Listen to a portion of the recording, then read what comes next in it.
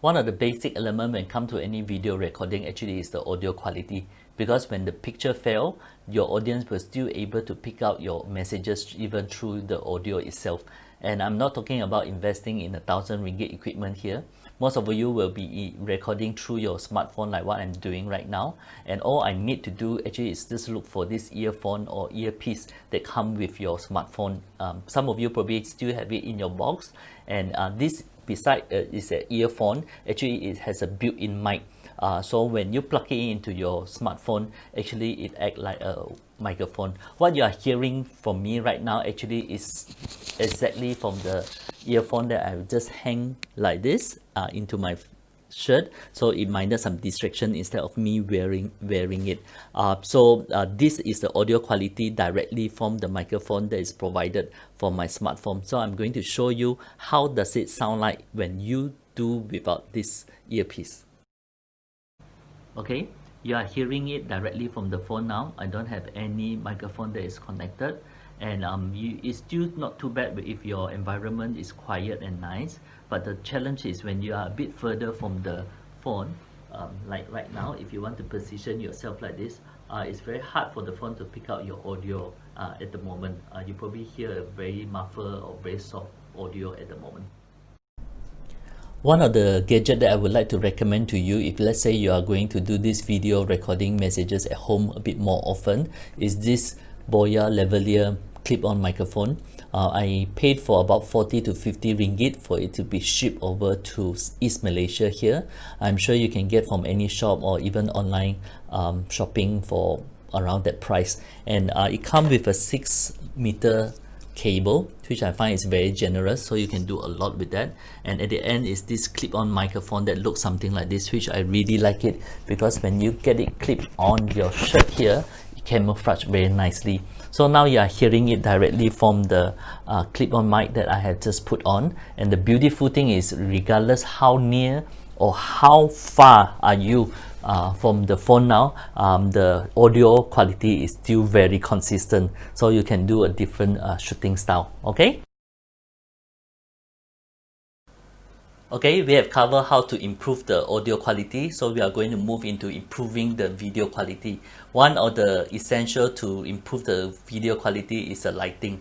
And now you can see the sky out there is beautiful, but this is not what you want to communicate to your audience. I believe that they would like to see your face more than just the sky outside. So avoid any bright background at the back. And all you need to do actually sometime before doing any recording is just move around your room a little bit, and you will see a huge difference in terms of the quality improvement.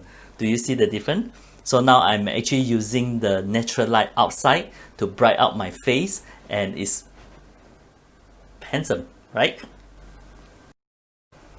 Alright, this has been my favorite spot for recording in my study room. For a very simple reason, I find the background is presentable, less messy than other part of my study room. But unfortunately, the backlight is still too bright due to my curtain didn't manage to block out the whole sunlight.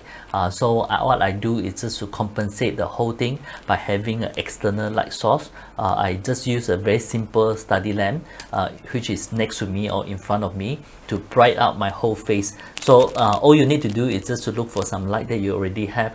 It will help you to engage and to balance up the whole recording a lot more better. I'm going to show you the light that I use in a while.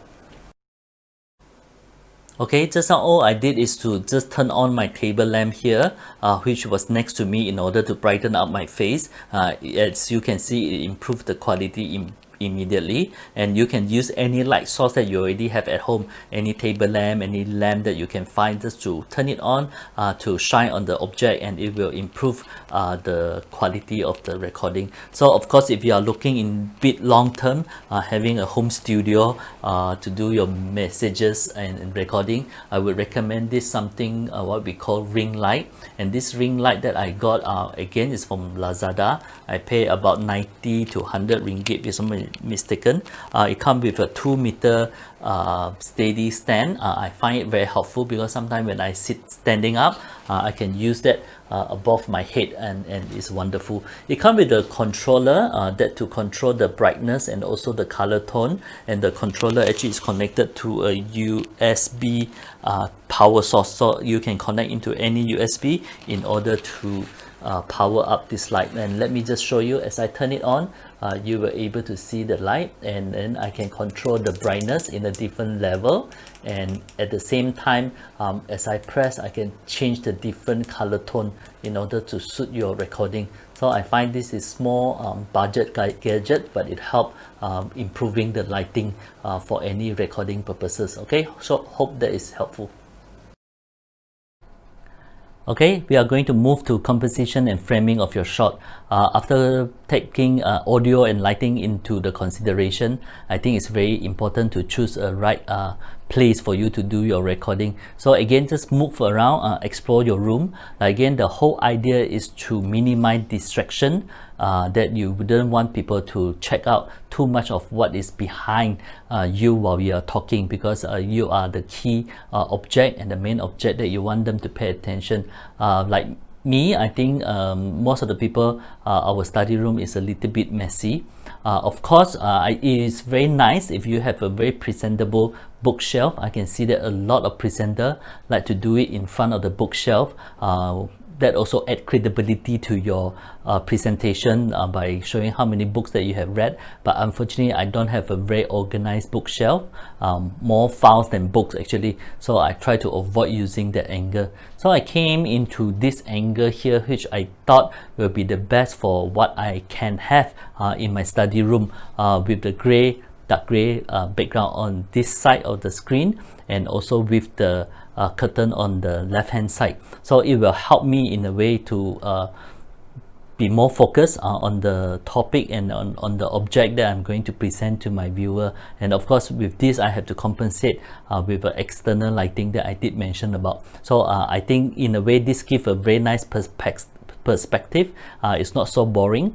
Sometimes we use a flat wall, sometimes I find it's a little bit dull, but of course, see what is your preference, and the whole idea is less distraction and focus on the main thing.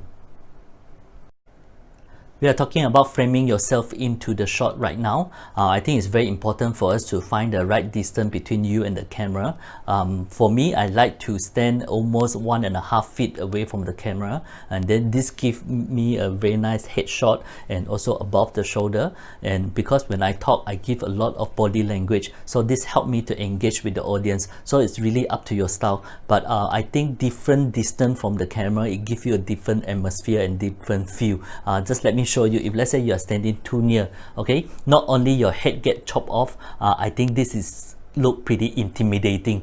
Imagine someone is just like shouting at you right at your screen, but at the same time you wouldn't want to stand too far away to create too much of the space, and they can't even see your facial expression when you talk. So I think framing yourself, finding the right distance is very crucial. So try and error, just find the place that you find is comfortable, and when people view, that give a very good atmosphere while they are listening to your messages. Thank you. So I think best to position our camera at the eye level. You can be either standing like what I'm doing now and looking straight into the camera, or choose to be seated down just like this. I also see a lot of presenters conveniently just put their phone on the table like what I'm doing now and look down on the screen, and this is definitely a no. If people with double chin like me, this angle is not really presentable, and also you are like talking down to your people. Okay, this may look nice and also help you to look slimmer on the screen, but this is not very ideal for any message recording unless you are doing a vlog, what they call a video blog. I think you should avoid this angle, which the camera set above my head. This is at eye level, so I find this is most comfortable for your audience.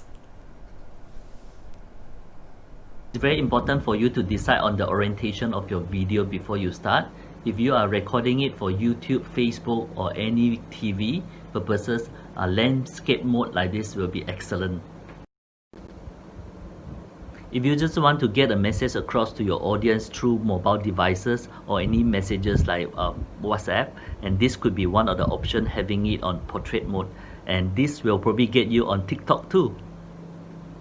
Of course, when it comes to mounting of your phone, there are many creative ways that you can do. Just make sure your phone is being placed steadily, and there are many tripods in the market that you can explore. They are short. There are some that can go up to even 1.2 meter. Make sure there is a phone clamp that you can actually just lock in like this, and you will be able to have a nice steady shot. After watching all the video that I have just made, I also realized that I have wore the wrong shirt. With the shirt with stripes and then shining material like this, it has created a lot of interference, if you can see. So you can reduce that with some post-production, but try to avoid wearing stripes. Let's see other shirt. I have this with little dot around. It's less interference and it looks much better. Of course, a plain color shirt like that is always the safest when it comes to video recording. So pick your outfit right.